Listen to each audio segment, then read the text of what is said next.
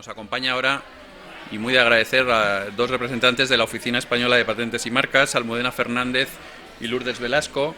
Muchísimas gracias a la Oficina Española por venir hasta el Día del Emprendedor en La Rioja, y nos van a hablar sobre el poder de la diferenciación, sobre todo a través de dos títulos de propiedad que animamos desde el Centro Regional de Patentes, desde la Agencia de Desarrollo, desde el Plan Emprender Rioja, a todos los emprendedores a utilizar, que es la marca de servicio, la marca de producto y el diseño y el diseño.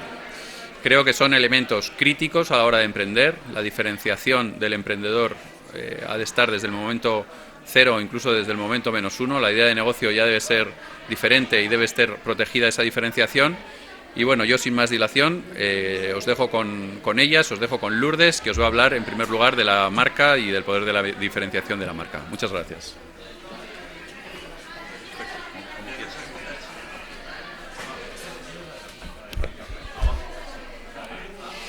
Buenos días, yo soy Lourdes Velasco González, de la Oficina Española de Patentes y Marcas, soy letrado, llevo allí algo más de 24 años, es un trabajo que me gusta, estoy muy a gusto y espero y me gustaría ser capaz de transmitiros qué es importante de la marca.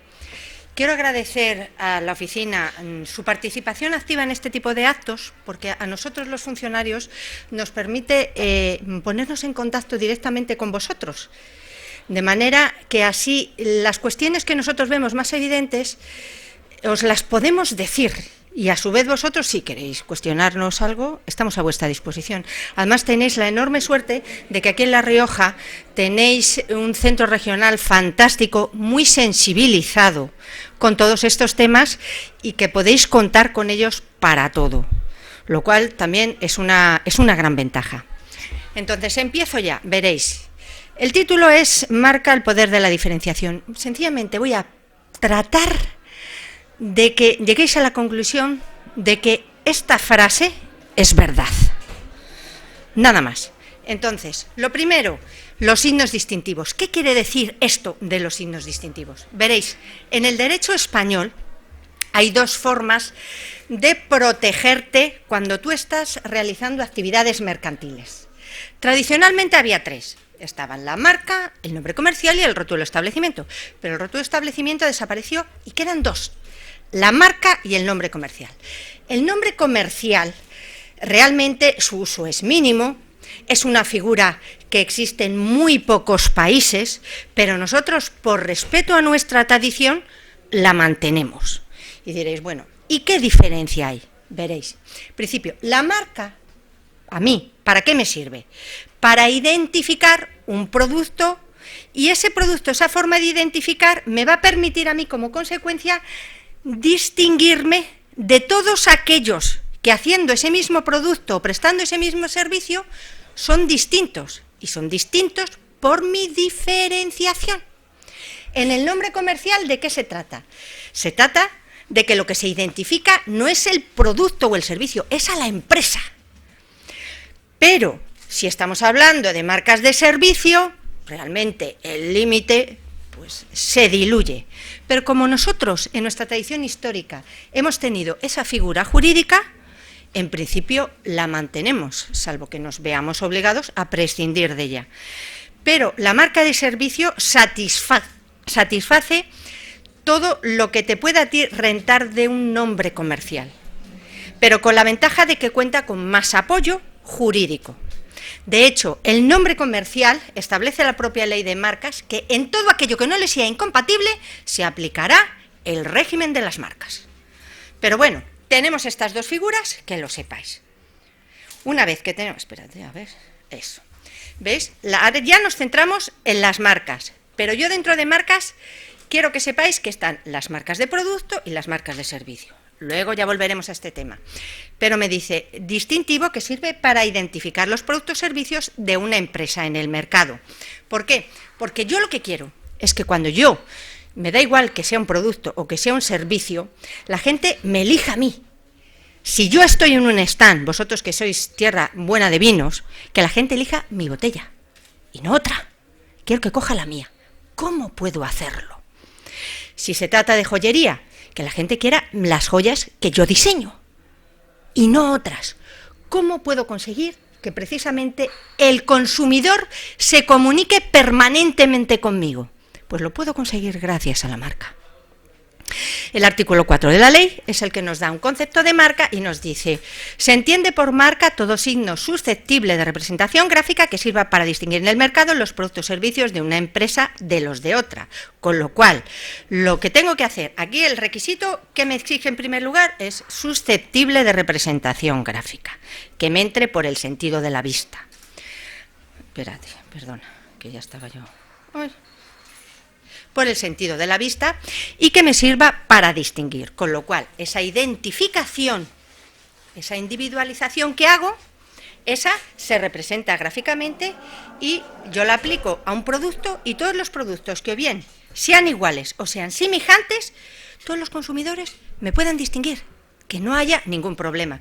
De hecho, mirar los ejemplos que hay aquí, si vemos Resol, lo vamos a asociar directamente a combustibles, a carburantes, el Loto Santander, el Corte Inglés de distribución, aunque tenga otra serie de servicios. Y es la marca la que a mí me permite reconocer el origen empresarial. Por eso la marca es muy importante. Su gran función, excepto en las marcas especiales, como pueden ser las marcas de garantía, la importancia de la marca como función es que a mí me dice quién es el origen, la empresa que está detrás. De manera que yo cuando elijo un producto, elijo unas características, elijo una calidad, elijo a lo mejor una sensibilidad respecto de la forma de tratar el medio ambiente o de solidarizarse con determinadas enfermedades. Normalmente lo que se pretende es un poco aliarte con tus consumidores y mostrar que para ti tus consumidores son muy importantes y todo aquello que les beneficia a ellos les beneficia también al empresario. Entonces, ¿veis? Aquí tenemos una marca que tiene unas letras, pero tiene un gráfico, una que es solo un gráfico, figura geométrica, con letras, con colores, veréis. El artículo 4.2 me dice, en principio, que puede ser marca. Vimos que nos exigía que tenía que ser susceptible de representación gráfica. Susceptible de representación gráfica son todas estas posibilidades de aquí. Lo que pasa, el artículo 4.2 te dice que tiene carácter enunciativo, pero son las palabras o combinaciones de palabras, yo me las puedo inventar. Pueden ser palabras que existen como tal, o yo me la invento. No hay ningún problema. Puede ser un nombre propio, puede ser el nombre de mi abuela. En fin, el campo es muy amplio en el ámbito denominativo. Las imágenes, las figuras, símbolos y dibujos, las letras, las cifras y sus combinaciones, las formas tridimensionales, envoltorios, envases y la forma del producto de su presentación. Los signos sonoros. ¿Por qué los signos sonoros? Porque está el pentagrama y es la forma que se considera representación gráfica. En la práctica os digo que solamente tenemos 15 marcas sonoras, con lo cual realmente no es un gran volumen.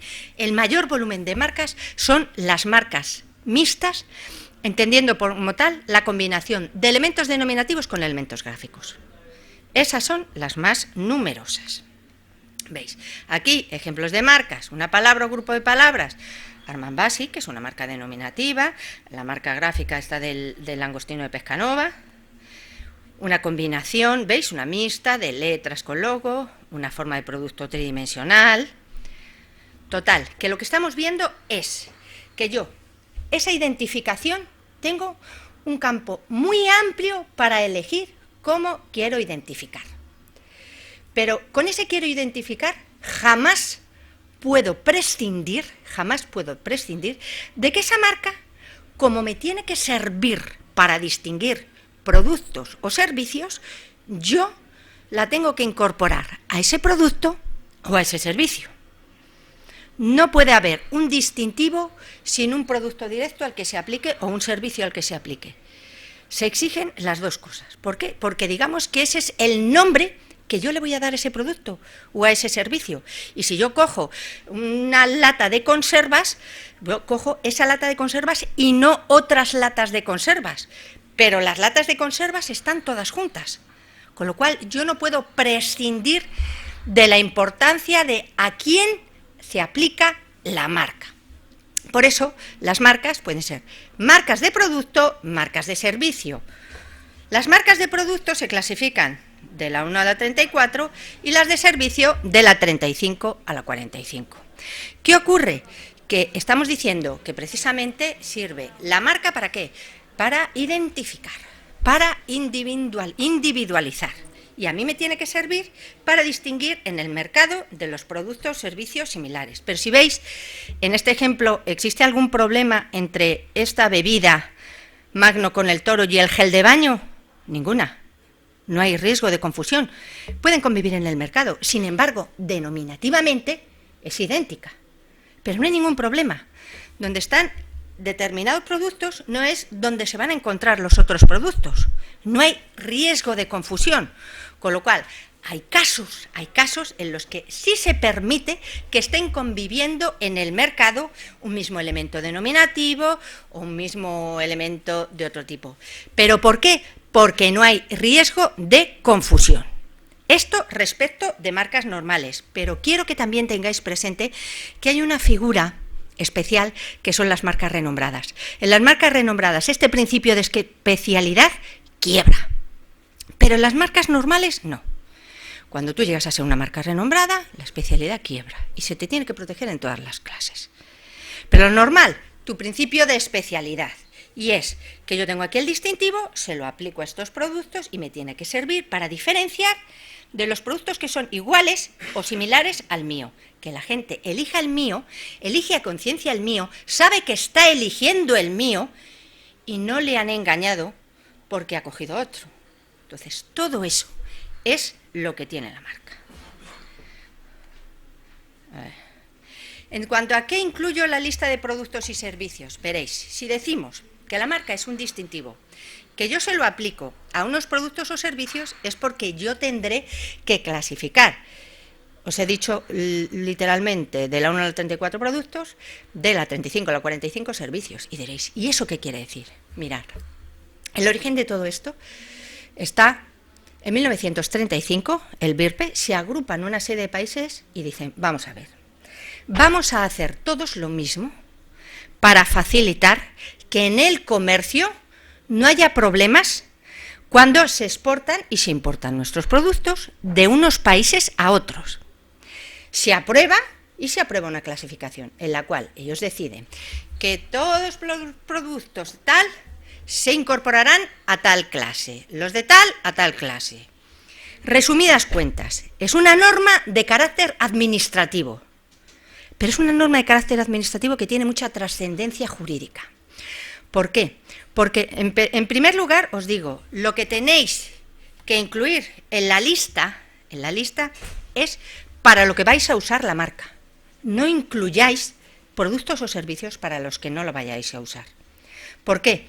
Porque si en un plazo de 5 años desde que se concede la marca no se usa, cualquier tercero puede impugnarla judicialmente por falta de uso. Disponéis de 5 años. Ahora, si tú realmente, ahora mismo, físicamente, la estás utilizando para gafas, pero sabes que en un par de años vas a hacer fundas de gafas, pues es lógico que pidas las gafas y las fundas de gafas. Pero tú siempre tiene que ser la marca para la que tú la usas en el mercado. Históricamente los laboratorios farmacéuticos tenían sus marcas defensivas y todo un tipo de marcas, pero ahora mismo eso no. La marca hay que usarla. La marca hay que usarla. La clasificación, esta norma administrativa que me permite a mí saber dónde me ubico yo, tiene también otra trascendencia, porque me permite saber cuánto voy a tener que pagar, con qué otras clases puedo comparar mis productos, o lo que sea, que eso lo vamos a seguir viendo. Vamos a ver. A ver, espérate. A ver.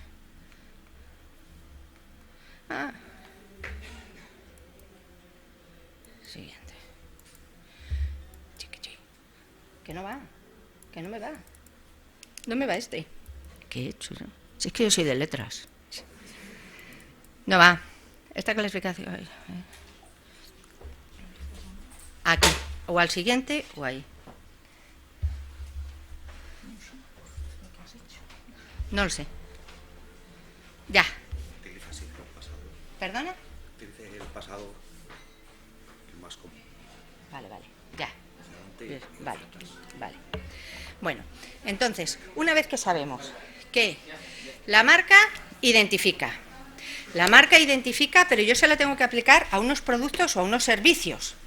Y esos productos o esos servicios son los que me va a individualizar, me va a permitir distinguir, y hay una norma internacional que hace que todos los países clasificamos de la misma manera. Vale. Ahora digo, ¿qué debo hacer o cómo puedo hacer para valorar si registro, no registro una marca, si la registro, cómo lo hago, en qué condiciones, en qué me puede beneficiar ese registro o no? Para lo cual normalmente se establece que hay 3 pasos.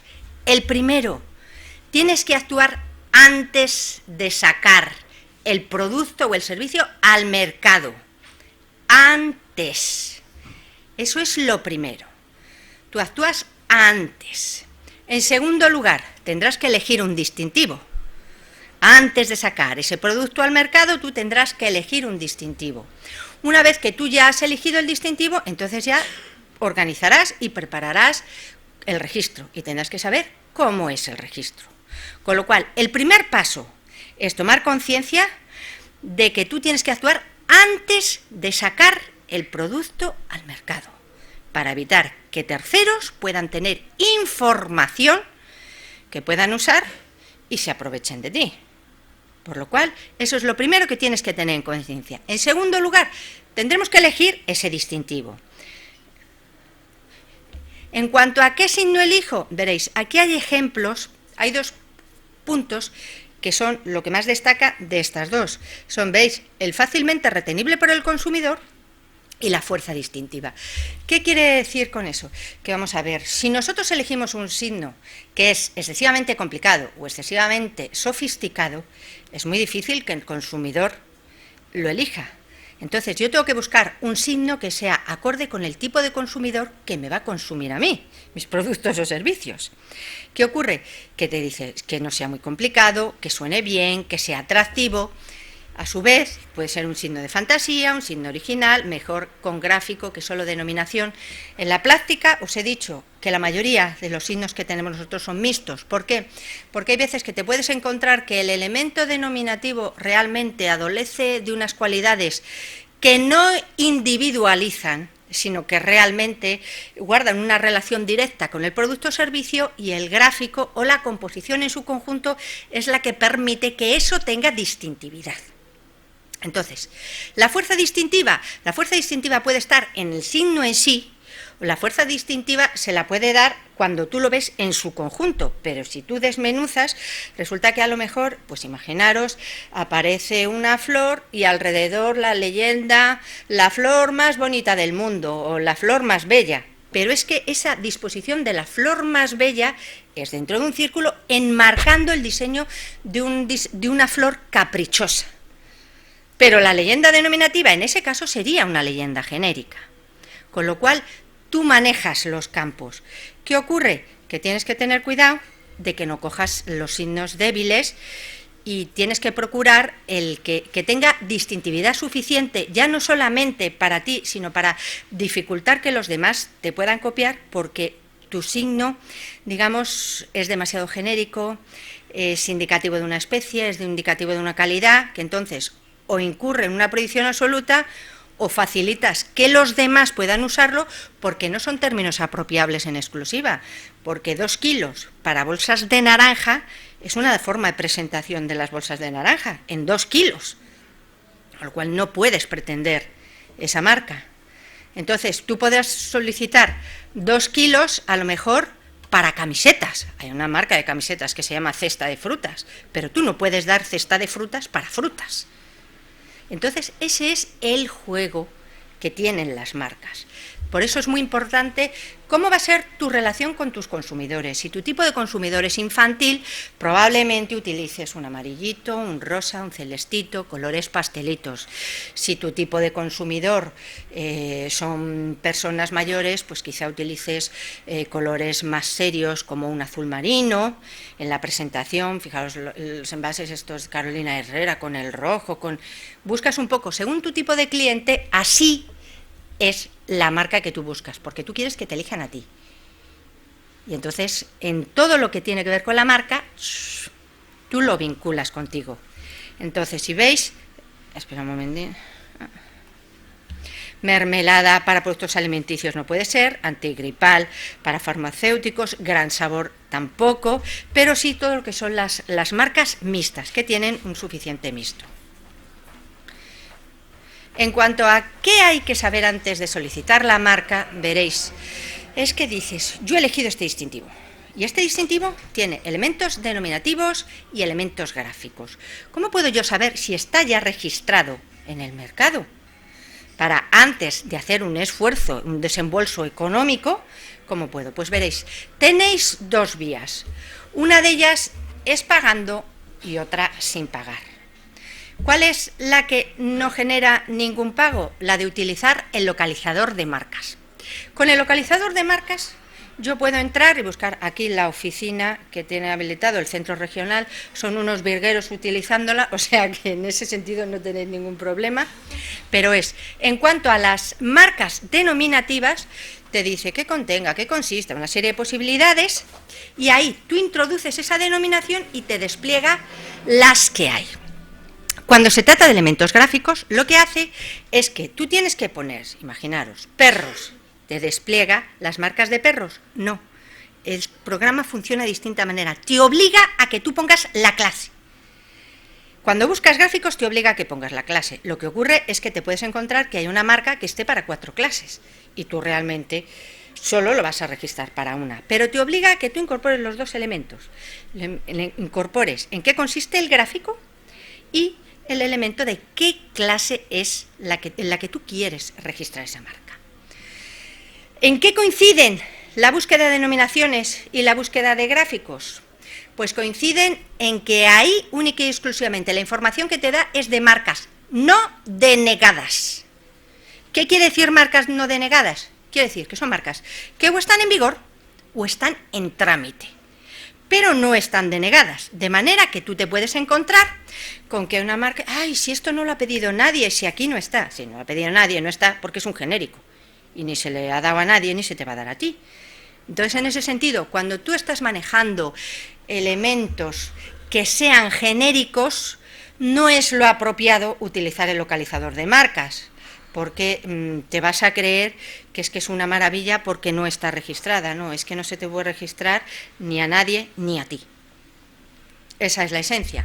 Pero ¿qué ocurre? Que cuando tú haces una búsqueda por difusión, las búsquedas por difusión solamente se hacen desde el punto de vista denominativo. No te admite la clasificación de Viena, que es la que clasifica los gráficos. Solo es de denominaciones. Pero te da una información más exhaustiva. ¿Por qué? Porque ahí te van a salir marcas denegadas, marcas caducadas, marcas que se han rehabilitado porque se ha admitido judicialmente un restablecimiento de derecho por causa de fuerza mayor, lo que sea. Con lo cual, respecto de marcas con esos elementos denominativos, sí te da mucha información.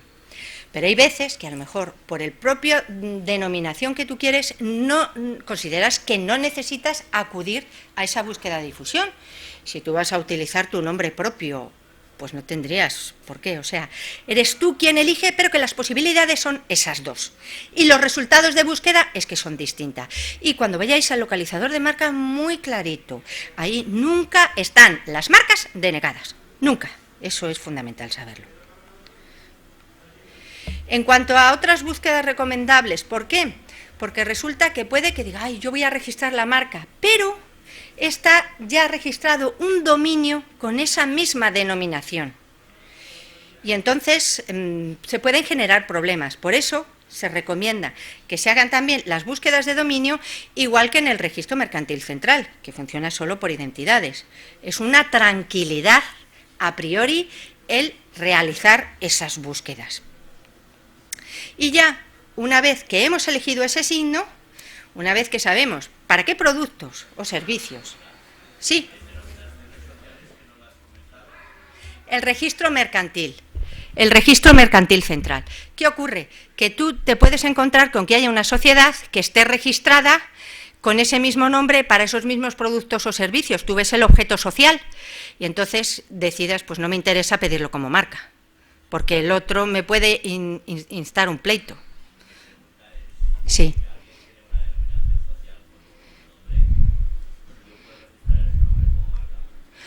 Vamos a ver. Aquí el problema es que el registro mercantil funciona por identidades. Nosotros funcionamos por identidades y por semejanzas, pero el registro mercantil lo que hace es que a una determinada denominación social, que tendrá la forma de constitución de sociedad anónima, de sociedad limitada, de cooperativa o de lo que sea, y tú en un distintivo no tiene por qué aparecer la forma social, pero puede que uno de los elementos de tu distintivo sea coincidente con una razón social. Y entonces la razón social trate de dificultar que tú puedas registrar. Porque dices, se está aprovechando de mí, a lo mejor en la misma provincia, en la misma ciudad o donde sea. Él considera y trata de ponerte obstáculos. Y tú de esos obstáculos prosperen o no prosperen, el hecho cierto es que a ti te está dificultando el camino. Si tú ya lo sabes de antemano, los riesgos que corres, te mueves más con pies de plomo. Entonces, por eso es recomendable tanto las búsquedas de dominio como del registro mercantil central. ¿Te ha quedado claro o no? No, pero que si no, es que... Bueno, en cuanto al procedimiento de registro, veréis, el procedimiento de registro tiene que empezar con una instancia. Y en esa instancia tiene que haber alguien que solicita una marca para unos determinados productos o servicios. Esos 4 requisitos son esenciales para que se admita a trámite. ¿Qué tienen los 4? Se admite a trámite. A partir de ahí se le exigirán el resto de los requisitos formales. Por eso está el examen de forma, el pago de la tasa, la legitimación, comprobar que la persona que consta como titular tiene derecho a ser titular de una marca, conforme establece el artículo 3, y demás medidas reglamentarias en cuanto a la descripción, reivindicación de colores, todo eso forma parte del examen de forma. Si tú superas ese examen de forma, entonces es el examen de licitud. ¿Qué quiere decir esto? Que se valora que ese signo solicitado no esté en contra de la ley, el orden público y las buenas costumbres. ¿Que no hay ningún problema? Se publica la solicitud. Y veréis, a la vez que se da orden de publicación de la solicitud, la Oficina Española hace una búsqueda de anterioridades,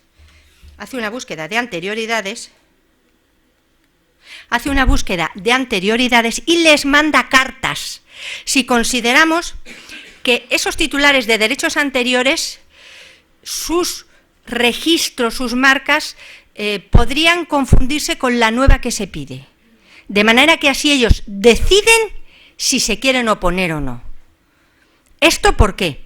Veréis, nosotros antes hacíamos el examen de oficio, pero el examen de oficio, uno de los problemas que planteaba era que el Estado se erigía en el Papa y entonces denegábamos marcas por aquellas marcas que estaban registradas que a lo mejor no se estaban usando en el mercado, pero que estaban religiosamente pagadas, pero no se usaban. Entonces no tenía sentido.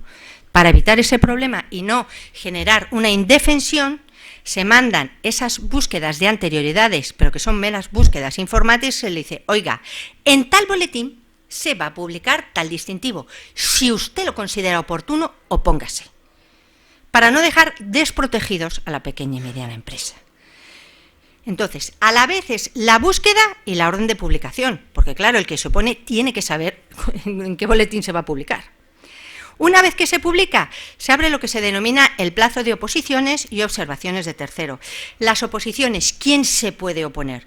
Se puede oponer cualquiera que tenga un interés legítimo, pero el contenido de la oposición siempre tiene que versar o sobre prohibiciones absolutas o sobre prohibiciones relativas. No se puede oponer por otro motivo, porque si no, se le inadmite. O prohibiciones absolutas de marcas o prohibiciones relativas de marcas. ¿Cuáles son las prohibiciones absolutas? Están reguladas en el artículo 5 y como las vamos a ver en el examen de fondo, las vamos a ver en el examen de fondo. Las prohibiciones relativas, ¿qué quiere decir? Que hay alguien que tiene un derecho anterior que es mejor y más antiguo que el del titular de la solicitud que estamos examinando. ¿Qué puede ser? Puede ser un derecho anterior de una marca, puede ser de una patente, puede ser de un modelo de utilidad, puede ser un derecho de autor, puede ser un derecho de la personalidad. Entonces, puede ser de una razón social, como decías, una razón social y va y se opone. ¿Por qué? Porque son prohibiciones relativas. Y luego la última prohibición relativa, que es la que se refiere a cuando el agente pide en su nombre marcas que no le corresponderían, porque él sería un comercial realmente de la empresa. Pero las prohibiciones relativas siempre es que hay alguien que tiene un derecho anterior que considera que tiene mejor derecho, no solamente de marca, que a su vez de marca puede ser marca nacional, marca comunitaria o marca internacional, no, sino que puede ser derecho de autor, otra modelo de propiedad industrial, personalidad, razones sociales. Vale. Una vez que se ha transcurrido el plazo de oposiciones, pasaríamos al examen de oficio, pero no podemos olvidar que existe una figura que son las observaciones de tercero.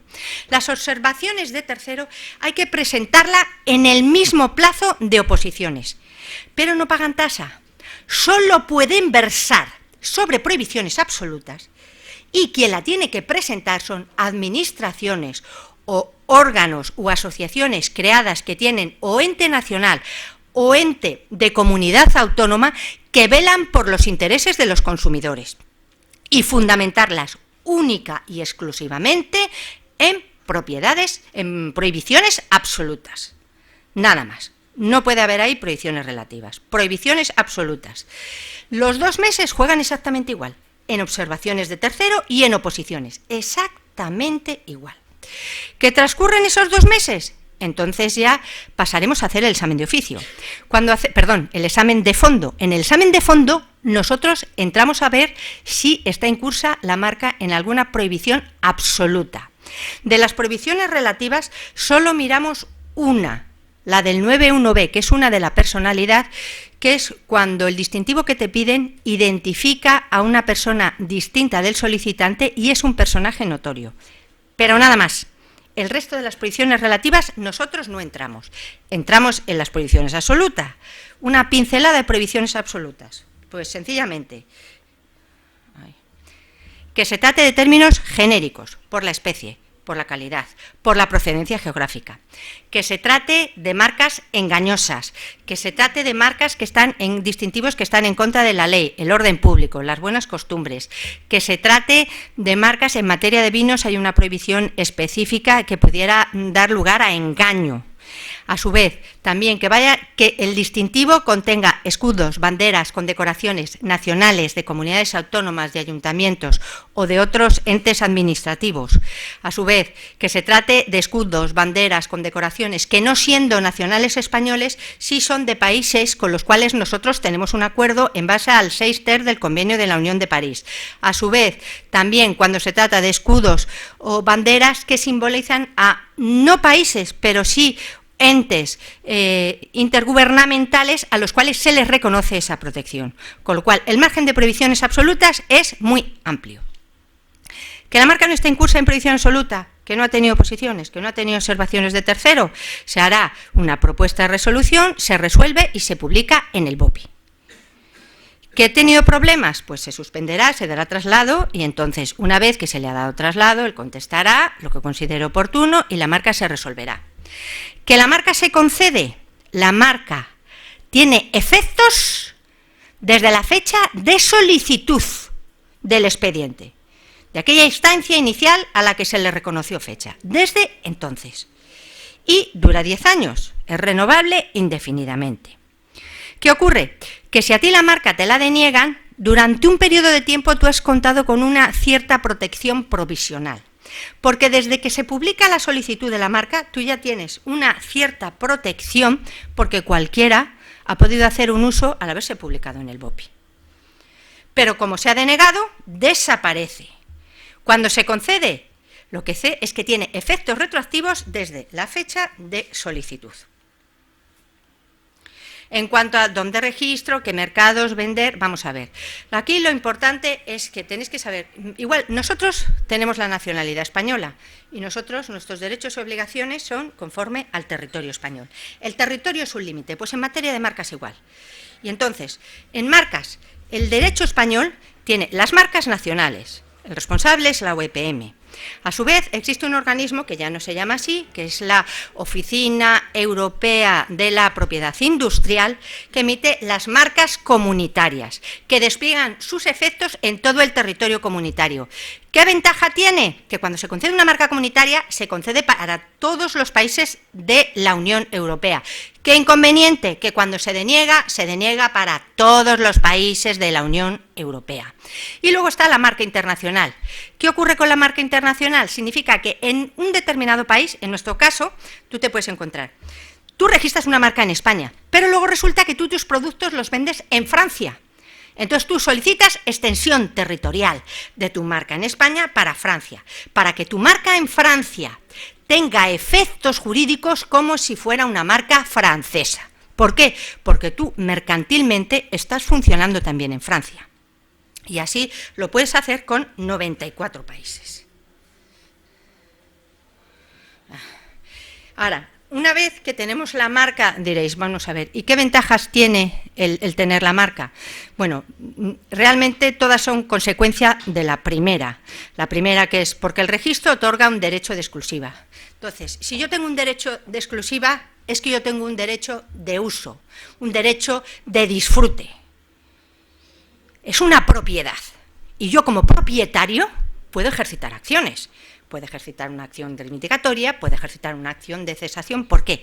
Porque si yo tengo una marca registrada, soy propietario de una marca. Y el ordenamiento jurídico me permite realizar acciones jurídicas. Entonces, como consecuencia de ese derecho exclusiva, pues puedo impedir que terceros no autorizados utilicen una marca idéntica o similar. Pero también yo puedo ir a tribunales para que se anule una marca registrada posterior, porque yo tengo mejor derecho. A su vez, yo puedo dar licencias, y esas licencias pueden ser en exclusiva, no exclusiva, hacer límites territoriales, como yo considero oportuno. A su vez, yo puedo establecer un régimen de franquicias, y todos los franquiciados están utilizando mi marca, y en base a mi marca, ellos me tengan que pagar a mí un canon. A su vez, activos comerciales para obtener financiación de los bancos, etcétera. En ese sentido sí que os puedo contar que últimamente, que yo sepa, de las marcas más valiosas fue cuando se vendió Moulinex, que teniendo en Francia unas naves impresionantes y con lo que había sido Moulinex, y de lo que sacaron más dinero fue vendiendo la marca, porque había sido la marca número 1 en microondas. O sea, con lo cual es un bien inmaterial, pero que puede llegar a ser muy, muy valioso. En cuanto a lo de los riesgos de no registrar, pues los más importantes, efectivamente, son dos.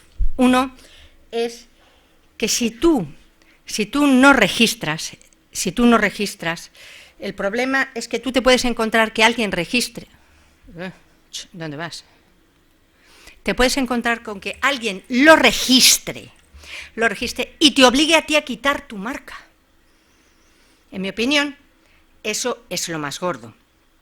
El otro caso es que veréis, es que nosotros podemos utilizar una marca y la vamos utilizando y la vamos utilizando y la vamos utilizando. Y como nosotros no la tenemos registrada, no tenemos un derecho que nos proteja frente a terceros. Existe una figura jurídica que se llama la marca notoriamente conocida, según el artículo 6 bis del Convenio de la Unión de París, pero realmente esa marca, cuando prospera, es si tú eres un extranjero, tú lanzas un producto que tiene muchísimo éxito y, claro, a nivel de globalización, a ti no te ha dado tiempo a realizar los registros oportunos, pero en todos sitios eres notoriamente conocida. Entonces, ahí sí que judicialmente tú puedes contar con un instrumento para defenderte, pero en cualquier caso, en ese caso, jamás quiebra el principio de especialidad. Para que quiebre el principio de especialidad se tiene que tratar de marcas notorias o renombradas que se encuentren registradas. Si no hay registro, no hay quiebra del principio de especialidad. En cuanto a las tasas, ¿por qué son importantes las tasas? No solamente es el hecho de decir, bueno, yo tengo que pagar una tasa, no, es que dependiendo de los productos y servicios que yo registro, así será la cuantía de la tasa. Como yo tengo que clasificar los productos o servicios, tendré que ver en la base de clasificación, tú entras a ver, distribución de persianas, organización de viajes, lo que sea, tú lo vas viendo Y si a ti todos los productos o servicios que tú quieres están en una sola clase, pedirás una sola clase. Si te afectan varias clases, entonces tendrá que ser la suma de las clases que a ti te afectan de aquella norma administrativa que dijimos que se creó en su origen en 1935 por una unión de países. Por eso es importante la clasificación y su relación con las tasas, porque ella es la que me determina la cuantía. ¿Qué ocurre? Que luego a lo mejor a la hora de renovar ya no renuevo para tantas clases, pues entonces hago una renuncia parcial cuando llegue la hora de renovar. Entonces, esto es fundamental para las tasas. Las tasas duran 10 años, las tasas. Renovable indefinidamente. Estos, veis aquí que aparecen dos cuadros, ¿por qué? Porque se puede presentar la solicitud en papel o electrónicamente. Si veis, la electrónica abajo es un 15% menos. Y luego ya, para terminar, una pequeña pincelada en los servicios de atención al público. Digamos que lo que equivale al servicio de información general, al menos cuartos, ahí está el servicio de información general completo. Están los centros regionales de las comunidades autónomas y los de la OEPM en su central. Veréis luego el servicio de apoyo a la PYME, que es donde está Coro, el servicio de información tecnológica, que mejor que os lo comente Almudena, examinador de guardia de marcas. Yo que soy de marcas, realmente la gente acude al examinador de marcas cuando ya está tramitando, ya sea por un problema en examen de forma, examen de fondo, renovación, que pueda estar incursa en caducidad, solicitar un restablecimiento de derechos, lo que sea, pero ya hay una solicitud que está viva. Entonces es cuando normalmente se dirige, porque si tú no has pedido, si tú lo que estás es con prudencia tanteando, acudes al servicio de información general, al servicio de apoyo, y luego el examinador de guardia de patentes, que bueno, que es mejor que os lo comente Almudena, que al fin y al cabo es una técnica. Y ya muchas gracias por todo y estoy a vuestra disposición, así es que...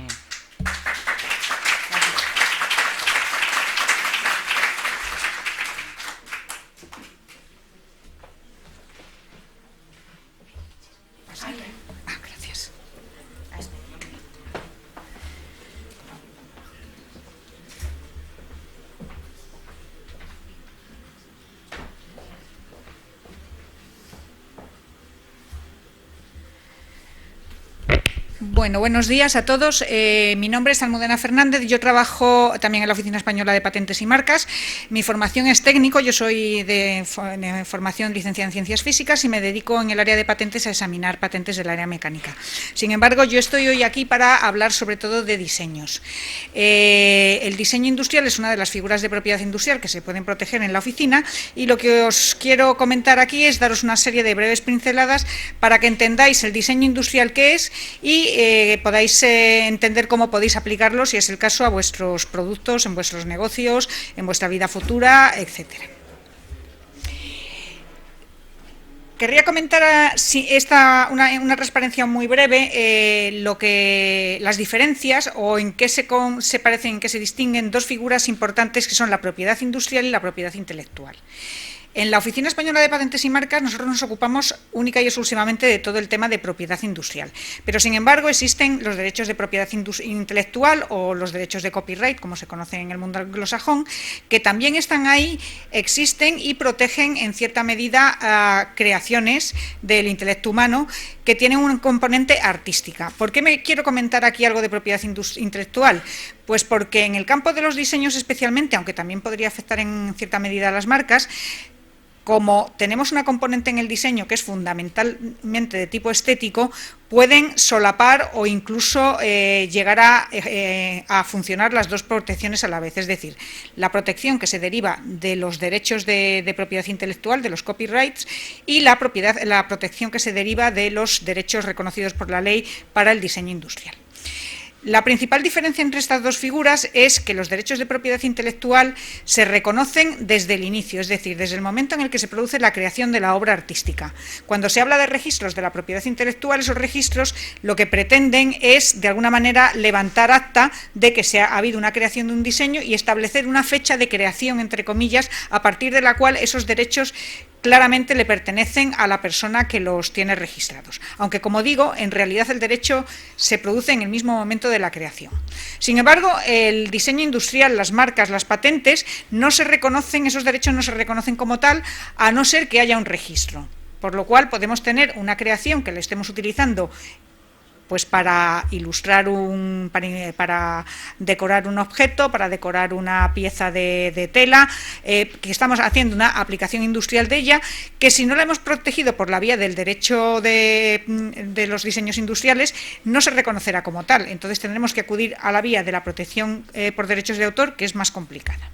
Dicho esto, no quiero ahondar más en este tema porque la propiedad intelectual, como digo, no es una figura que se gestiona a través de la oficina, y ya sí que me gustaría pasar al bloque importante de la presentación, que es explicaros en qué consiste el diseño industrial e intentar que entendáis cómo lo podéis utilizar si deseáis o si es el caso que lo queréis utilizar. Cuando se habla sobre el diseño hay que entender qué se entiende por diseño en España, es decir, qué entienden las personas involucradas en el campo, los industriales que tienen alguna relación con el diseño, qué entienden por diseño, cómo lo están utilizando, qué importancia le dan, etcétera.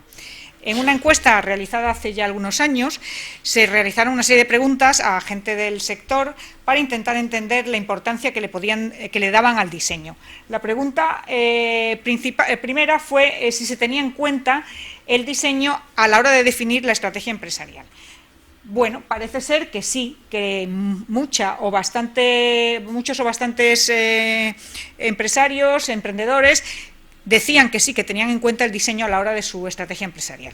Esto, que parece una nota positiva a priori, luego hay que matizarla, porque si seguimos ahondando, nos damos cuenta que realmente cuando hablamos de diseño no está claro de qué estamos hablando. La mayoría de los encuestados, cuando se les preguntaba si habían protegido legalmente sus diseños gráficos, nos contestaban pues que no. Más de la mitad contestaban que no. Un 31% contestaban que sí, y bueno, y había una parte que ni siquiera tenían claro si lo habían hecho o no, lo cual también es por lo menos curioso. Pero ya cuando además intentábamos entender de qué hablaban cuando hablaban de protección, pues nos damos cuenta que aquí hay una cierta confusión.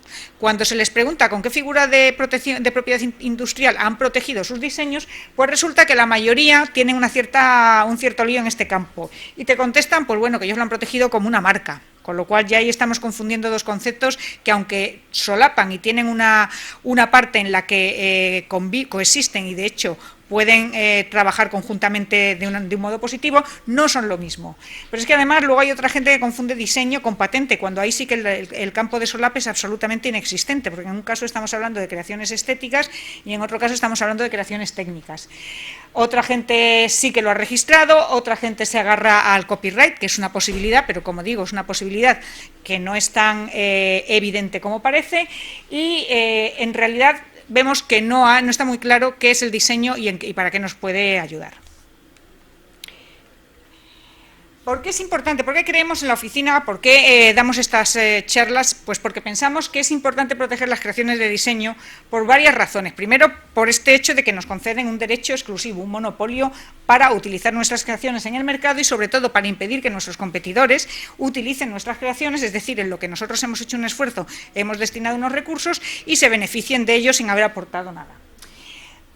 Como tal, al ser un derecho de monopolio, pues en el fondo tiene un valor contante y sonante, tiene un valor monetario que se puede utilizar para conseguir financiación, para conseguir préstamos, etcétera.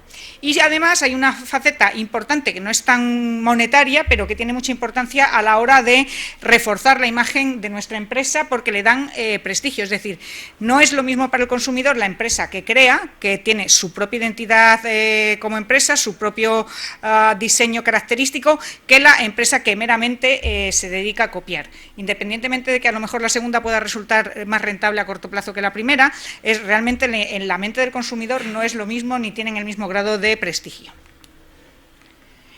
Una empresa ejemplar en este sentido pues puede ser, por ejemplo, Camper. Camper tiene una muy buena estrategia para utilizar todas las herramientas que le ofrece la propiedad industrial. Tiene, por un lado, una marca muy potente, que se ve reforzada por un diseño igualmente potente. Ambas cosas las protege, pero además también tiene innovación tecnológica que protege a través de modelos de utilidad, a través de patentes. Lo que consigue utilizando todas estas herramientas es un efecto, por así decirlo, sinérgico, porque no se limita a tener piezas individuales protegidas, sino el hecho de que todo ello actúe conjuntamente en el mercado hace que unos elementos se refuercen a otro y refuercen la imagen empresarial. Este es un ejemplo, podría poner cientos de ejemplos iguales. ¿Y qué dice la ley que es el diseño? Bueno, pues ahora ya yéndonos a la letra de la ley, cuando hablamos de diseño es la apariencia, y esto es importante porque estamos hablando solamente de lo que se ve, la apariencia de una parte o de la totalidad de un producto que se deriva de características externas, en particular, pues líneas, contornos, colores, forma, texturas, materiales que constituyen ese objeto. No solo del propio producto, sino también de los elementos que lo decoran, de su ornamentación. Esto es importante porque implica que tiene que haber una forma física visible y veremos lo que significa esto a la hora de decidir si algo se puede proteger o no como diseño. Por tanto, aquí se excluyen los sonidos, que en marcas sabemos que puede haber marcas sonoras, aunque no sean lo más importante en España, y evidentemente pues los sabores, olores están totalmente excluidos de protección como diseño. Perdón. Lo que decía al principio de que las patentes y los diseños en principio cubren aspectos completamente distintos de un objeto se ve claramente aquí.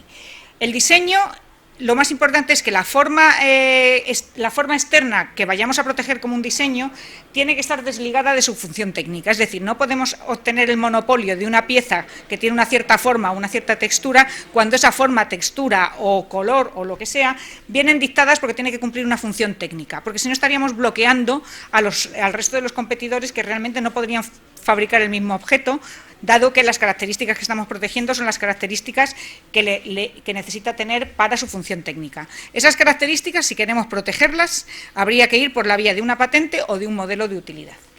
En estos ejemplos, por ejemplo, en el ejemplo de la derecha, los destornilladores, tenemos un objeto con dos partes claramente diferenciadas, un mango y una parte que es la que realiza la función técnica, el atornillado. Esa parte de la que realiza la función técnica, pues tiene que tener un material específico, no podemos construirlo de cualquier material, tiene que resistir unas fuerzas de torsión, tiene que tener un perfil con unas dimensiones precisas para poder encajar en la pieza que tiene que atornillar, etcétera.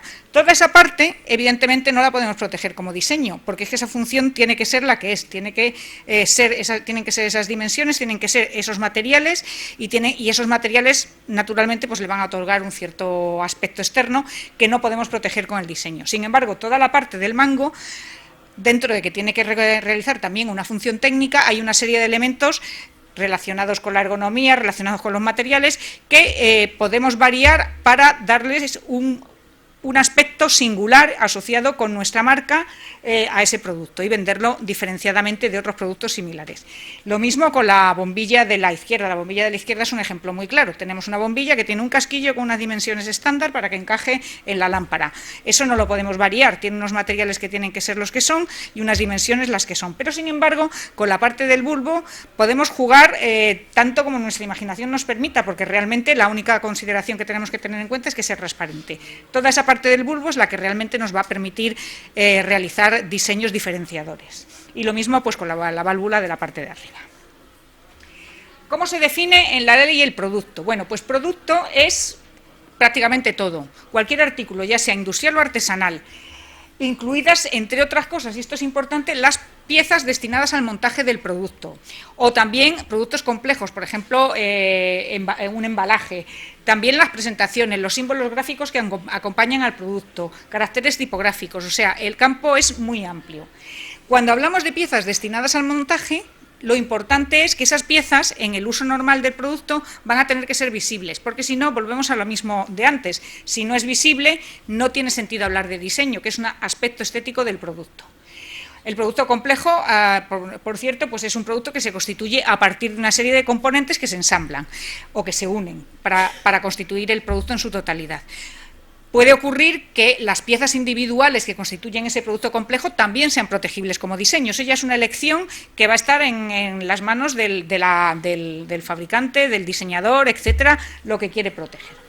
Y como os decía, la parte importante es que para que un componente sea protegible como diseño, tiene que ser visible en su uso normal. Es decir, no puede permanecer oculto, no tiene que ser una pieza que cuando el producto ya se ha montado no se vea.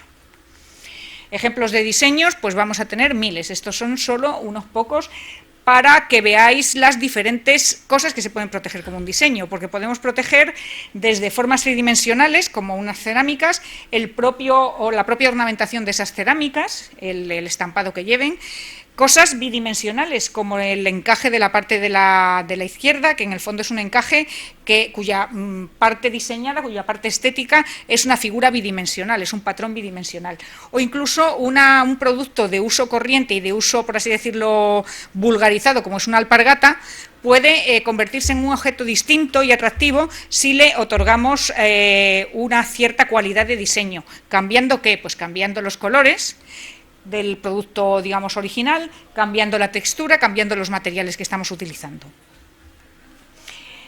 También se pueden proteger como diseños, como digo, no solo objetos individuales, sino conjuntos. Por ejemplo, lo que se llaman presentaciones. Esa presentación puede ser desde la presentación de un objeto, de un embalaje, es decir, de un producto como bien embalado de fábrica, hasta la decoración de una tienda, el ambiente que se crea cuando entras en un recinto, etcétera.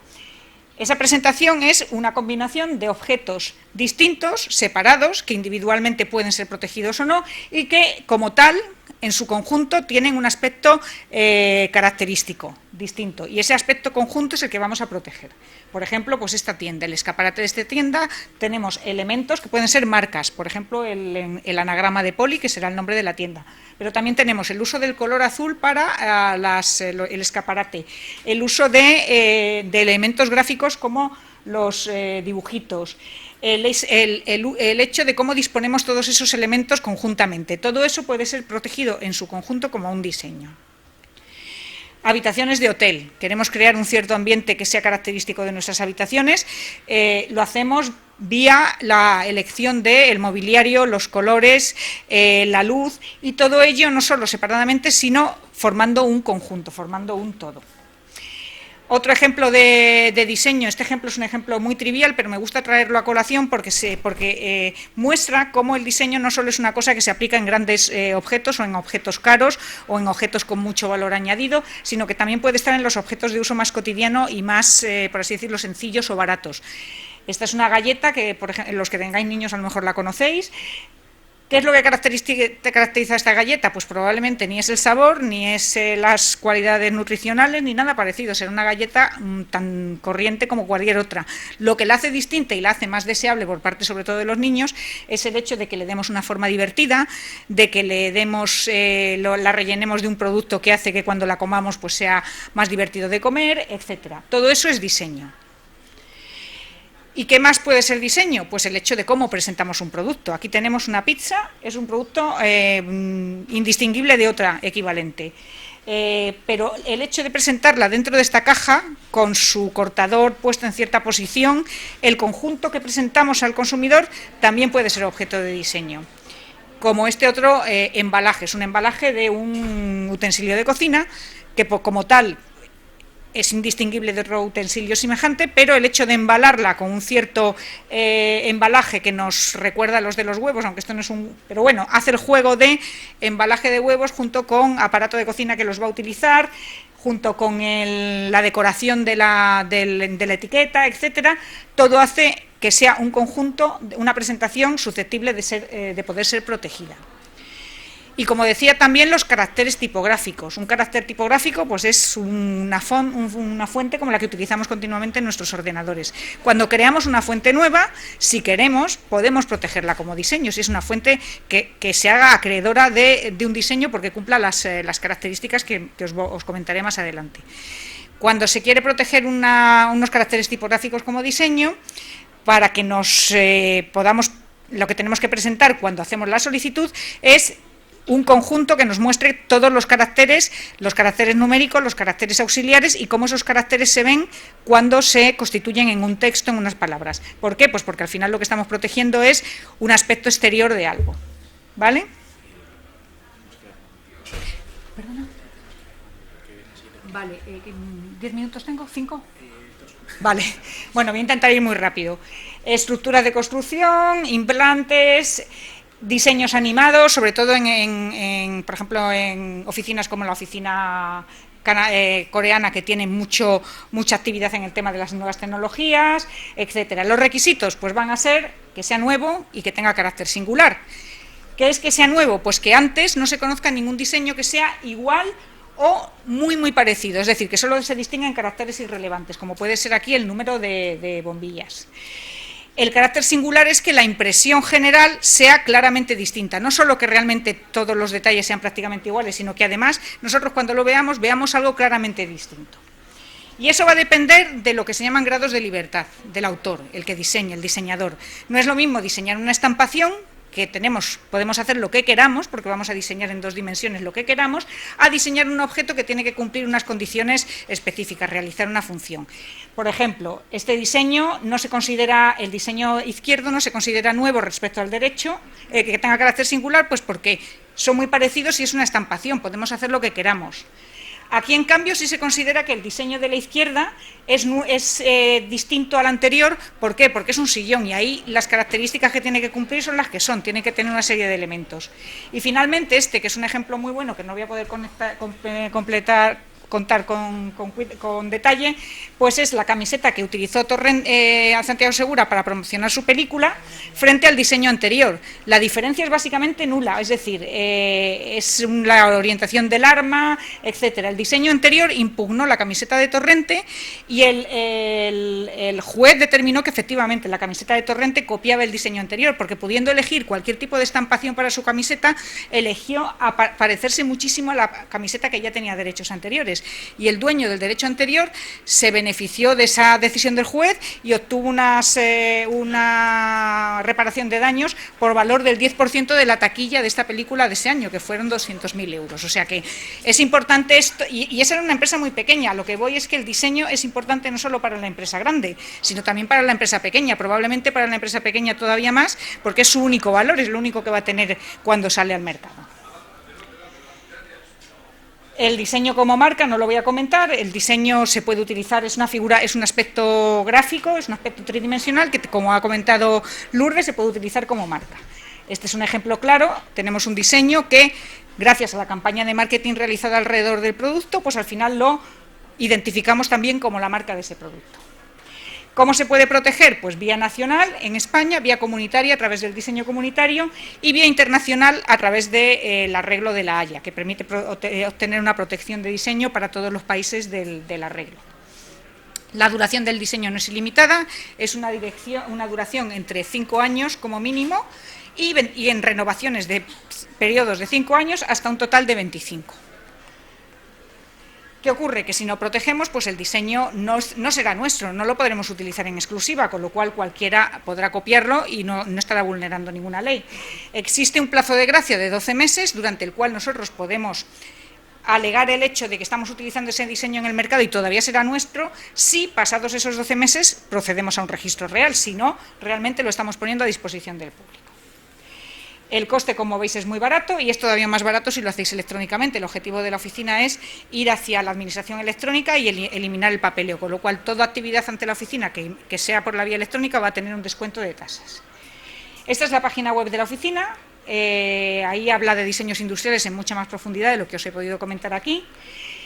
Ahí vas a encontrar la dirección de los centros regionales, en concreto el de aquí de La Rioja, que hace una labor excelente, es un centro muy dinámico y muy bueno, y la sede electrónica, que os va a permitir hacer todas las actividades por la vía electrónica ante la oficina. Y finalmente, si queréis todavía más ayuda, más información, tenemos un servicio específico para pymes, no solo es para patentes, sino que también es para, no solo es para diseños, sino también para patentes. Está muy dirigido a pymes, normalmente las grandes empresas no acuden a este servicio, ya tienen sus agentes, sus servicios, sus departamentos de propiedad industrial. Es presencial si vais allí, pero también hay una atención telefónica y también hay un correo específico, un correo electrónico específico para atender problemas, cuestiones, dudas, preguntas relacionadas con cualquier tema de propiedad industrial que le puedan surgir a una pyme, y quien dice una pyme dice un emprendedor, dice una persona que se está iniciando, etcétera. Y con esto, en este modo acelerado que he tenido que hablar, yo acabo mi presentación. No sé si hay algún tiempo para preguntas. Tenemos ya 10 minutos por delante del tiempo. Vale, pues nada, muchísimas gracias a todos y si no, ya sabéis dónde estamos.